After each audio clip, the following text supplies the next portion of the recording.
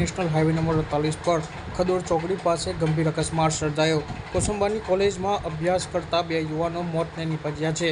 અજાણ્યા વાહને તેમની મોપેડને ટક્કર મારી હતી। દધાલ ગામના 18 વર્ષ હર્ષ વસાવા અને 19 વર્ષ ધ્રુમિલ વસાવા મોપેડ પર કોસંબા ખાતે કોલેજ જઈ રહ્યા હતા।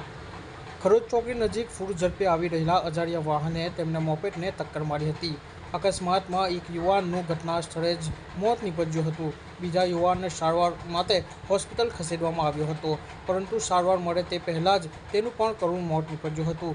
ઘટનાની જાણ થતાં પાનોલી પોલીસ ઘટના સ્થળ પર પહોંચી ગઈ હતી। પોલીસે તપાસ શરૂ કરી છે। એક જ ગામના બે યુવાનના મોતથી દધાલ ગામમાં શોકનું મોજું ફરી વળ્યું છે। ઘટના સમયે ખદોડ ચોકડી નજીક ઓવરબ્રિજ નિર્માણ કાર્ય ચાલી રહ્યું હતું। બ્રિજ નીચે જ આ અકસ્માત સર્જાયો હતો।